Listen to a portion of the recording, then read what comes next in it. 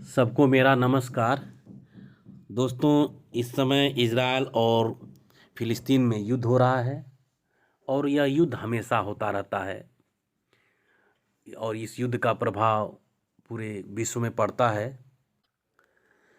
Israel एक ऐसा देश है जहाँ पे यहूदी रहते हैं। वैसे तो बहुत से धर्मों के लोग रहते हैं, लेकिन यहूदियों का अपना देश इज़राइल है। और इज़राइल का नाम उनके पैगंबर याकूब थे, जिनका नाम इज़राइल भी था, और उन्हीं के नाम से यहूदियों के देश का नाम इज़राइल पड़ा। इज़राइली लोग बहुत पहले से ही इधर उधर पलायन कर रहे थे और पलायन करने के कारण ये दुनिया भर के देशों में फैले हुए थे। बहुत मेहनती लोग होते हैं यहूदी, और बहुत ही शिक्षित। आज जितने भी खोज हैं या नोबेल प्राइज़ हैं, उसमें से अधिकांश यहूदियों के हाथ में है। यहूदियों का ही देश इज़राइल है। हम इस वीडियो में यह बताने जा रहे हैं कि जब इज़राइल के लोग यानी इज़राइली यहूदी जब दुनिया के सभी देशों में पलायन हो कर के भटक रहे थे या इधर उधर थे, तो कैसे ये पुनः वापस आए अपने देश इज़राइल में।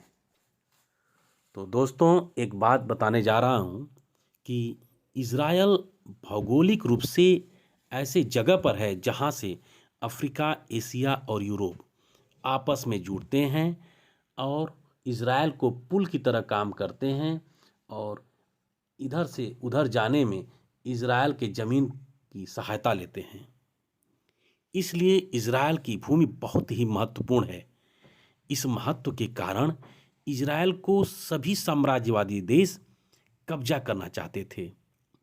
बार बार आक्रमण के कारण इज़राइल से यहूदी पलायन होने लगे और दूसरे देशों में बसने लगे। यहूदी अपने ही देश इज़राइल में अल्पसंख्यक हो गए। समय आता है 1860 ईस्वी का, जब ब्रिटेन पहली बार यहूदियों को इज़राइल में बसने के लिए प्रयास करने लगा।